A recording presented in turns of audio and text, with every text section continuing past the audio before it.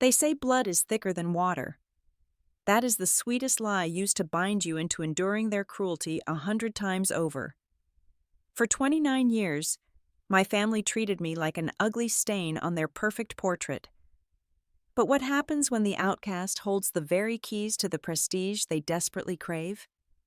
This is not mere revenge. It is a beautiful, razor-sharp verdict on their endless hypocrisy. Hello to the wonderful audience of Vivian Revenge Stories. Unfortunately, YouTube has completely demonetized our channel, leaving us without the budget to keep operating and paying our hardworking team. If you find today's story captivating, please consider supporting us with just $1 by scanning the PayPal QR code on the screen or clicking the link in the description or comments of this video, so we can pay our staff and keep bringing you these tales. My name is Arya Hansen, and this is my story. I am 29 years old, and for as long as I can remember, I have been the quiet scratch on the pristine, glossy surface of the Hansen family portrait. I work as a data analyst at a tech company called Nexus Horizon Enterprises. While my peers in our wealthy Seattle suburbs spent their weekends at country clubs and designer boutiques, I found comfort in the predictable logic of numbers and the clarity of a minimalist lifestyle. I valued substance over superficiality, a trait that made me an absolute anomaly in my own home. My parents, Arthur and Beatrice Hansen, are luxury real estate developers. To them, the world is a giant, endless showroom, and every person in it is either an asset to be displayed or a liability to be hidden. They measure human worth by the label stitched into a collar and the amount of zeros sitting in a bank account. My father commands rooms with a booming voice and a ruthless business sense, viewing empathy as a trait reserved strictly for the weak. My mother is his perfect counterpart. She wields passive aggression like a surgeon's scalpel. Growing up, I would sit in their sprawling, sterile living room, listening to them dissect the lives of their supposed friends. They would ruthlessly mock a neighbor who had lost a fraction of their fortune, or sneer at a business partner who drove a car that was more than 2 years old. I realized early on that their love was highly conditional, and I simply did not meet the conditions. Then there were my older siblings, Julian and Serena. They were the golden children, the living, breathing embodiments of my parents' immense pride. Both of them possessed that effortless, glowing appearance that seemed genetically engineered for high society magazine covers. They held prestigious careers, attended the right galas, and naturally, married into families of equal or greater wealth. Next to their dazzling perfection, my quiet existence was not just a disappointment. It was an embarrassment. The exclusion did not happen overnight through explosive arguments or dramatic shouting matches. Instead, it was a series of invisible, agonizing cuts. It began with the charity galas. My parents hosted several high-profile fundraising dinners every year to maintain their elite status. I would only find out about these events when I saw the society pages the following morning. When I asked my mother why my name was omitted from the guest list, she would simply adjust her diamond necklace, offer a tight smile, and sigh. "Oh, Arya, you always look so uncomfortable in formal wear. We just wanted to save you from feeling out of place. You know how those crowds are." The message was crystal clear. I was the one who did not belong. I was the one who needed to be kept out of sight. This quiet erasure peaked during the holidays. Thanksgiving was the most sacred event in the Hansen calendar, not for the gratitude, but for the carefully curated photo opportunities. 3 years ago, I arrived at the estate wearing a simple navy dress, completely unaware that a strict color palette of champagne and burgundy had been mandated for the family photo shoot. I was politely asked to step out of the frame while the photographer adjusted the lighting.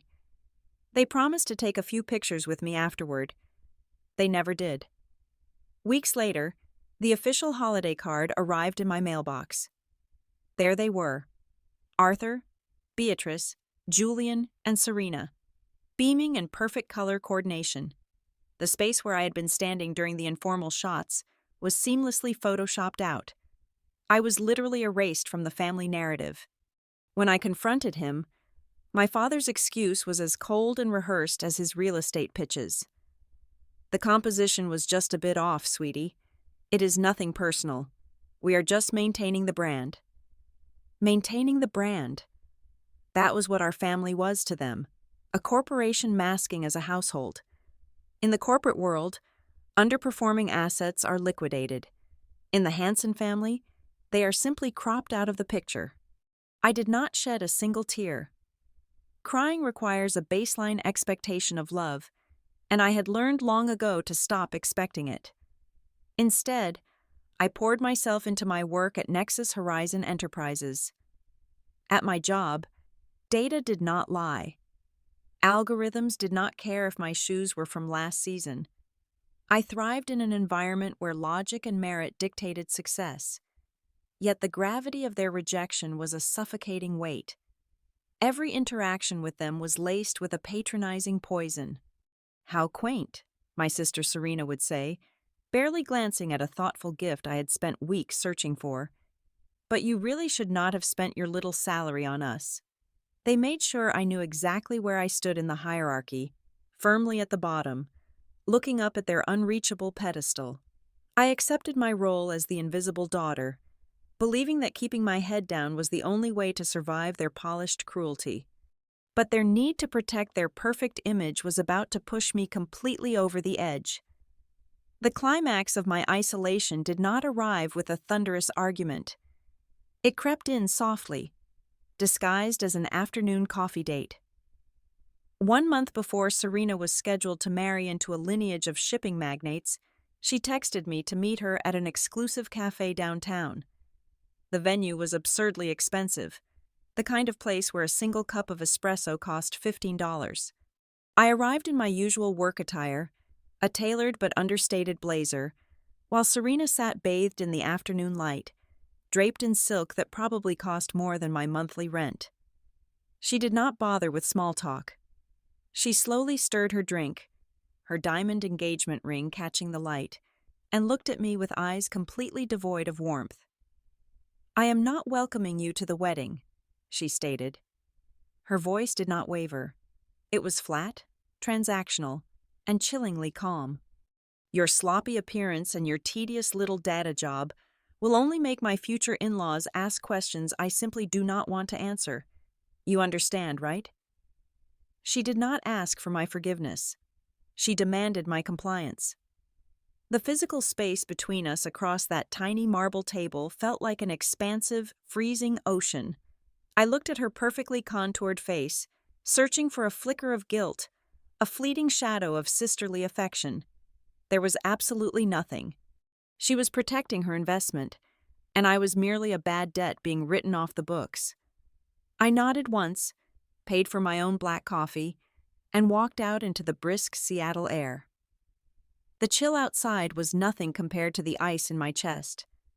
If a small, naive part of me hoped our parents would intervene, that hope was swiftly and brutally executed. 2 days later, my phone vibrated with a bank notification.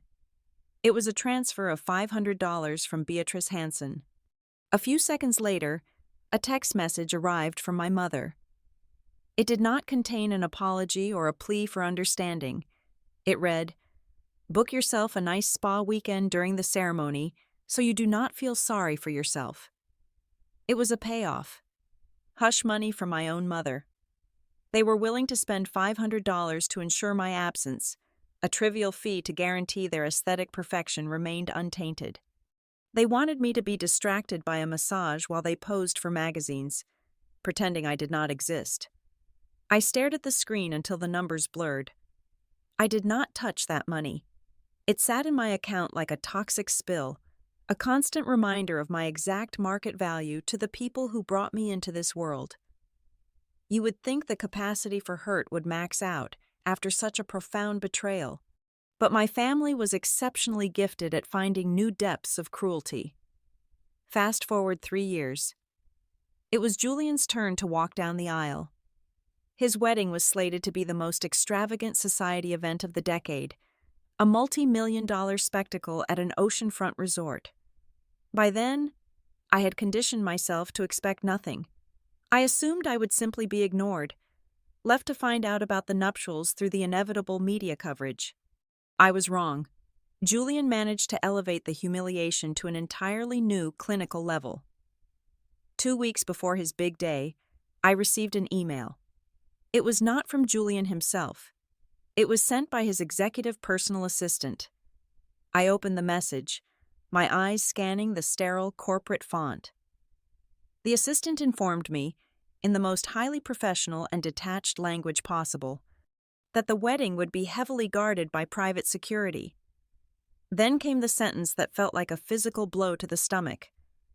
I was explicitly requested not to appear within a 5-mile radius of the venue to ensure complete image security for the groom and his high-profile guests.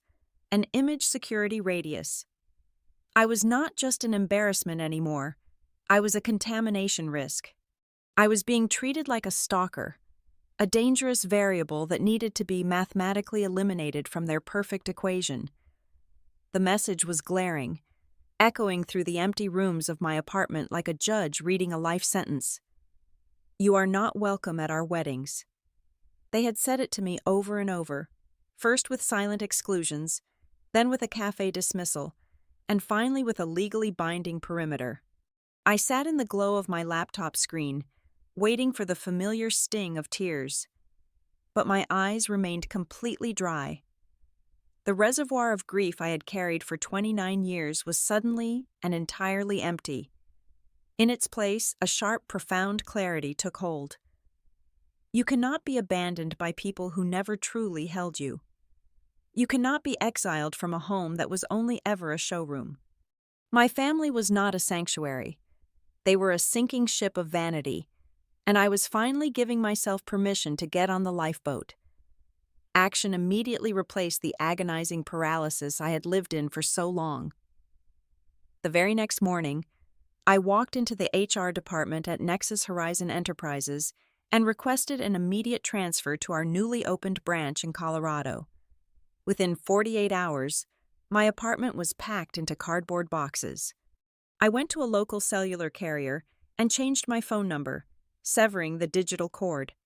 I systematically deactivated and deleted every single social media profile that tied me to the Hansen name. I did not leave a forwarding address. I did not send a dramatic farewell text. Ghosts do not say goodbye. And to them, I had always been a ghost anyway. I got into my car, gripped the steering wheel, and pointed my life toward Denver.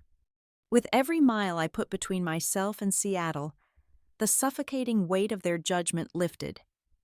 I was driving away from the shadows, heading straight into the high altitude, where the air was thin, crisp, and finally, undeniably mine.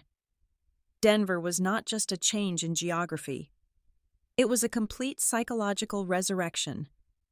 The high-altitude sun seemed to burn away the lingering shadows of my past, replacing the suffocating, damp chill of Seattle with a bright, unforgiving clarity. For the first time in my life, I was breathing oxygen that did not feel rationed. Without the constant, exhausting vigilance required to survive my family, my mind was free to expand. I poured that liberated energy into my work at Nexus Horizon Enterprises. The executives in Colorado did not care who my parents were or what designer labels I wore to the office. They only cared about the undeniable results I delivered. Within 18 months, my predictive models optimized our regional operations so effectively that I was promoted to the position of Director of Data Strategy. I had a spacious corner office with a sweeping view of the Rocky Mountains, a highly generous salary, and a deep, unshakable sense of my own worth. I had built a thriving, independent kingdom out of the very logic my family had so ruthlessly mocked. It was in this space of newfound peace and confidence that Elias walked into my life. He was an independent architect, hired as a consultant to redesign the collaborative workspaces in our corporate building. Unlike the loud, boastful men my sister and brother always associated with, Elias possessed a quiet, magnetic gravity. He was a man who listened far more than he spoke, someone who studied the intricate details of the world before interacting with it. We crossed paths late one evening in the deserted employee break room. I was exhausted, reviewing a massive data set on my tablet, and he was quietly sketching a drafting layout on a piece of tracing paper. There were no flashy pickup lines or forced, awkward conversations. We simply shared the comfortable silence of two people dedicated to their crafts. Over the next few weeks, those silent, late-night encounters evolved into shared dinners at small local diners, and then into long weekend hikes along the rugged, breathtaking mountain trails. Elias did not fall in love with a polished, curated version of me. He fell in love with the exact traits my family had deemed utterly unacceptable. He treasured my stillness, finding immense depth in my reluctance to engage in meaningless societal chatter. He saw my analytical mind not as a flaw, but as a brilliance to be celebrated. When I finally opened up and told him the entire truth about my past, about the cruel photographic erasure, the cafe dismissal, and the harsh wedding bans, I subconsciously braced myself for the typical socially programmed response. I fully expected him to tilt his head, offer a sympathetic frown, and deliver that toxic cliché line about how family is everything and how I needed to find it in my heart to eventually forgive them. He did absolutely none of that. Elias simply held my gaze and listened intently until I was completely finished speaking. Then, he looked at me with a fierce, unwavering protectiveness and said, "They lost the privilege of knowing you. I will never let anyone make you feel small again." He did not try to fix my shattered relationship with my parents. Instead, he just stood firmly beside me and naturally became the genuine family I had always been denied. Our love was not a chaotic, dramatic performance meant for an audience. It was a sturdy, weatherproof sanctuary built on absolute mutual respect. 2 years after I moved to Denver, Elias proposed.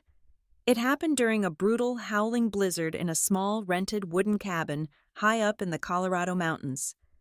We were completely snowed in, physically cut off from the rest of the unfeeling world. The power lines had frozen and failed, leaving us illuminated only by the warm, golden light of a roaring fire in the stone hearth. There was no hidden photographer lurking in the bushes, no elaborate public spectacle meant to impress strangers on the internet. He just pulled a simple, elegantly forged ring from his pocket, knelt on the woven rug, and asked if I would build a permanent life with him. I said yes, surrounded by nothing but the fierce wind outside and absolute comforting certainty inside. When it came time to plan the actual wedding ceremony, Elias and I knew we wanted a venue that deeply reflected the sacred, private nature of our bond. Through his architectural connections and deep family roots, Elias presented an option that felt almost mythical. It was a legendary place called the Obsidian Estate. Hidden deep within the jagged, snow-capped peaks, it was a historic, ultra-luxurious, and fiercely private mountain mansion. It was a literal fortress, constructed of black stone and massive floor-to-ceiling glass windows, offering unparalleled sweeping views of the untouched alpine wilderness. The Obsidian Estate was the ultimate white whale for the global elite. It was a location so fiercely exclusive that the newly rich could not just throw millions of dollars at the owners to secure a date. Wealthy socialites, corporate titans, and tech billionaires on the West Coast routinely sat on a rigid 5-year waiting list just for a fleeting chance to host a single event there.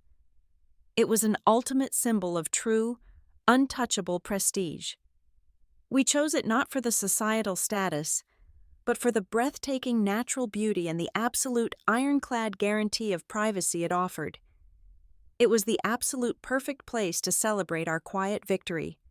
I had absolutely no idea that simply securing that specific venue would set the perfect stage for the most poetic, devastating collision of my past and my present.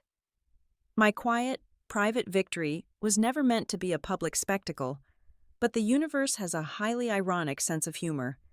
The leak did not come from me, nor did it come from Elias. It originated from a senior partner at Elias's architectural firm. He was a well-connected man who occasionally contributed to a highly exclusive lifestyle blog, read religiously by the West Coast elite. In a piece discussing the integration of modern design with historic Alpine architecture, he briefly mentioned that his brilliant colleague was preparing to marry his data strategist fiancée at the legendary Obsidian Estate. He did not include pictures, but he did include our names. In the hyper-connected, gossip-fueled ecosystem of high society, it only took 48 hours for that specific blog post to travel from a server in San Francisco straight to the glowing screens of the Hansen household in Seattle. I can only imagine the absolute, mind-bending shock that must have reverberated through their sterile living room when they read the words. But let us be entirely clear. My parents, Arthur and Beatrice, did not experience a sudden, overwhelming wave of parental joy upon learning that their estranged daughter had finally found love. They did not shed a single tear of regret for the years they had lost with me. No, they were completely, frantically consumed by 3 words: the Obsidian Estate. The sheer cosmic irony of the situation was almost too perfect to believe. For the past 18 months, my parents had been waging a desperate, highly aggressive campaign to secure that exact venue. Their 35th wedding anniversary was approaching, and my mother had decided that hosting a massive, opulent gala at the estate was the only way to solidify their supreme dominance over the Seattle real estate social circles. My father had pulled every political string he possessed. He had offered outrageous bribes, called in decades-old favors, and even tried to leverage his corporate connections. All of it was met with a polite, impenetrable wall of refusal from the estate's management team. They were firmly told that the waiting list was 5 years long, with absolutely 0 exceptions for newly manufactured wealth. And now, the daughter they had meticulously erased from their holiday cards, the woman they had explicitly banned from stepping within a 5-mile radius of their own celebrations, was holding the ultimate golden ticket. The smell of their desperation was practically radiating through the digital atmosphere. The behavioral pivot was so violent and instantaneous, it would give you whiplash. The family that had not spoken to me in nearly 4 years suddenly launched a tactical operation to find my new contact information. Given their financial resources, it did not take long. A private investigator likely secured my new cell phone number within a matter of hours. On a Tuesday morning, my phone screen lit up with a name I had not seen since the day I drove away from the Pacific Northwest. It was my mother. The message was dripping with a sickeningly sweet, entirely fabricated nostalgia. My darling Arya, we just heard the wonderful news. Our hearts are absolutely bursting with joy for you. We have missed our sweet girl so terribly much. Please call your mother.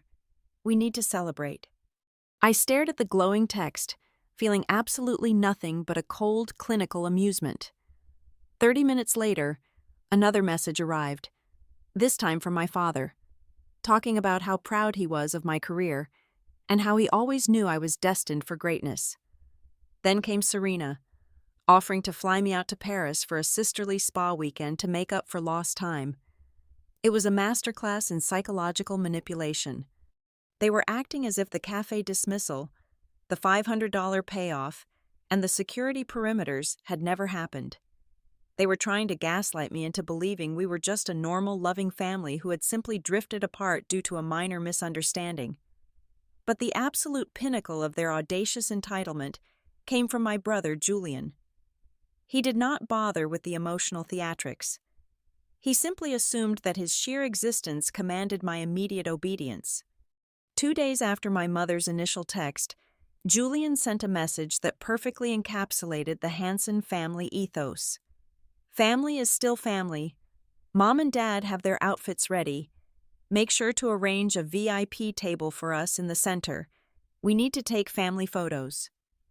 There it was, the naked, ugly truth, stripped of all its flowery disguises. They did not want to attend my wedding to witness my happiness. They wanted to use my wedding as a breathtakingly expensive photo booth to elevate their own social standing. They wanted to stand in the center of the Obsidian Estate, flash their veneered smiles, and pretend they belonged there. A normal person might have exploded with rage. A normal person might have typed out a blistering 1,000-word essay detailing every single ounce of trauma they had inflicted before violently hitting the block button. I did neither of those things. Blocking them would have been far too easy. It would have given them the opportunity to play the victim, to tell their country club friends that I was just a bitter, unforgiving daughter. I sat at my desk, looking out at the snow-capped mountains. I tapped the glass screen of my phone and composed a response to Julian. I did not refuse his demand. I did not confirm his invitation. I simply sent one single, carefully constructed sentence. Everything has been arranged exactly where it belongs. I pressed send, placed the phone face down on my desk, and smiled. The trap was set, the bait was taken, and they were sprinting full speed toward a locked door they could not even see. The morning of the ceremony arrived with a crisp, biting mountain chill and skies of absolute unbroken blue. Inside the master bridal suite of the Obsidian Estate, my makeup artist was carefully pinning up my hair, completely unaware that my attention was entirely locked onto the glowing high-definition security tablet resting on my vanity. I had explicitly requested live feed access to the main estate gates. I was not going to miss the grand finale of the performance my family had been rehearsing for 29 years. Right on schedule, a massive, heavily customized stretch limousine began its slow, arrogant ascent up the winding private mountain road. It was a vehicle designed for Las Vegas boulevards, not alpine terrain, and it looked completely, hilariously out of place against the backdrop of ancient pine trees. As the vehicle pulled up to the imposing black steel gates of the estate, the tinted windows rolled down. There they were. My family had truly outdone themselves in their desperate quest for dominance. Through the high-resolution camera feed, I could clearly see my mother, Beatrice, dripping in a heavily beaded custom gown that must have cost a staggering amount of money, clutching a ridiculously oversized designer handbag. My father, Arthur, wore a bespoke tuxedo with a silk lapel, his face already flushed with the intoxicating thrill of proximity to unimaginable wealth. Sitting opposite them were Julian and Serena, looking like they were preparing to walk down a movie premiere red carpet rather than attend a private union. But the most pathetic detail of all was the nervous-looking man sitting in the very back of the limousine, desperately trying to conceal a high-end telephoto camera under his dark jacket. They had actually smuggled in a freelance paparazzi photographer. They intended to steal candid shots of the estate interior and sell them to a society magazine, cementing their social status by leaking the very privacy my husband and I had sought to protect. The limousine rolled to a halt in front of the fortified security checkpoint. Two guards, dressed in sharp tactical suits that resembled presidential Secret Service rather than standard event bouncers, stepped forward. One of them held an encrypted electronic tablet. My father leaned out of the window, wearing his signature arrogant smile, a look reserved exclusively for people he considered his absolute inferiors. "Hanson party of 5, my father announced loudly, his voice echoing through the hidden microphones and transmitting directly into my suite. "We are the VIP family of the bride. You can just go ahead and open the gates. We have a lot of important people waiting for us." The security guard did not even blink. He tapped the screen with a gloved finger, scrolled for a mere 2 seconds, and looked back up with eyes completely devoid of emotion. "I apologize, sir. I do not have a Hanson listed on the approved electronic registry.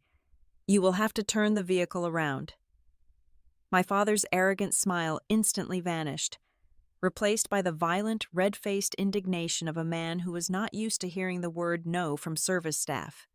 He aggressively shoved the limousine door open and stepped out onto the cold asphalt, puffing out his chest in a desperate attempt to physically intimidate the guard. "Listen to me very carefully," my father barked, his voice vibrating with raw, unhinged rage. "There is clearly a computer malfunction on your end. We are the immediate blood family of the bride. I am Arthur Hanson. You do not tell me to turn around. Call the regional manager out here right this exact instant. I will have you fired before the ceremony even begins." Inside my suite, I took a slow, deep breath, savoring the absolute perfection of the moment. I tapped the two-way communication icon on my tablet and sent a single, silent digital signal down to the security post. Down at the gates, the heavy oak doors of the guardhouse opened. The senior estate manager stepped out into the freezing mountain air. He was a distinguished silver-haired man wearing a perfectly tailored wool overcoat. He did not look intimidated. He looked deeply, profoundly bored by my father's temper tantrum. He walked toward the limousine, his polished leather shoes clicking sharply against the pavement. He was not holding an apology, and he certainly was not holding a revised guest list. He was holding a leather-bound legal portfolio. "Mr. Hansen," the manager said, his voice smooth and lethally calm. "There is no computer malfunction. The security team is acting under direct, explicit orders, and I must clarify a significant misunderstanding you seem to have regarding the nature of this property." My father crossed his arms, sneering down at the manager. "Oh, really? And what misunderstanding is that? Are you trying to extort us for a VIP entry fee? Because I can buy and sell this entire mountain if I want to." The manager offered a faint, almost pitying smile. He opened the leather folio and extracted a heavily watermarked legal document. "The misunderstanding, Mr. Hansen, is your assumption that this estate operates as a standard rental venue. The Obsidian Estate is not a property that your daughter leased for the weekend.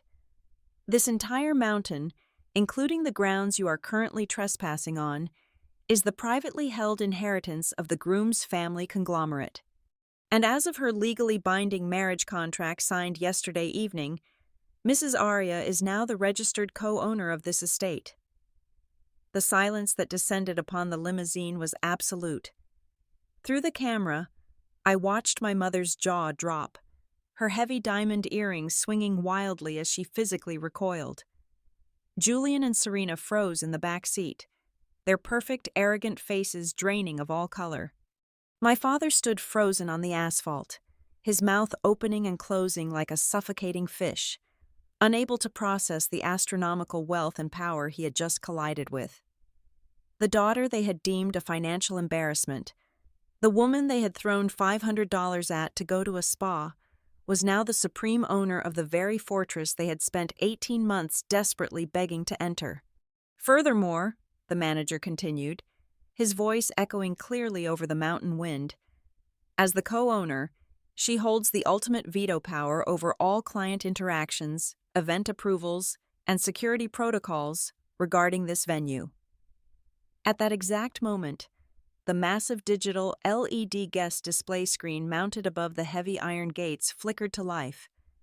I had spent hours programming this specific sequence the night before. The screen bypassed the standard welcome graphics. Instead, against a stark pitch-black background, a single line of bright, piercing white text illuminated the entire checkpoint. It was a direct quote, perfectly mirrored from the emails and the cafe conversations that had defined my 20s. "You are not welcome at our weddings." The words glowed violently in the crisp alpine air, reflecting off the polished hood of their rented limousine. It was not a petty text message or a shouted argument. It was a monumental, unavoidable, technologically enforced verdict. The manager closed the leather folio with a sharp, definitive snap. He looked directly into my father's horrified eyes. "Mrs. Hansen has formally placed your entire family on the permanent, non-negotiable blacklist of this estate. This ban includes all current access, as well as an automatic denial of any and all future booking requests for anniversaries, galas, or corporate retreats. Your physical presence here is now classified as a security threat." "You cannot do this!" my mother shrieked from inside the car, her carefully maintained high society composure completely shattering. She scrambled to roll the window down further, her voice shrill and desperate. "We are her family! We brought a photographer! We have to go inside." "You have precisely 30 seconds to return to your vehicle and instruct your driver to reverse down the mountain," the manager stated coldly, stepping back behind the line of heavily armed security personnel. If you do not comply, local law enforcement will be immediately dispatched to process your arrest for criminal trespassing on private billionaire property. The humiliation was not yet complete. Just as my father, utterly defeated and shaking with a mixture of rage and profound embarrassment, climbed back into the limousine, a sleek convoy of matte black luxury vehicles began pulling up behind them. It was the genuine, ultra-wealthy elite of the West Coast arriving for the ceremony. Tech magnates, renowned architects, and actual billionaires sat in their cars, watching with mild amusement as a gaudy stretch limousine full of loud, overdressed people was aggressively forced to execute a clumsy, humiliating three-point turn on the narrow mountain road. My parents had spent their entire adult lives meticulously crafting an image of untouchable perfection. They had sacrificed their own daughter on the altar of public perception. And now, they were being unceremoniously thrown out into the cold, completely humiliated in front of the exact high society peers they had spent decades trying to impress. They were not VIPs.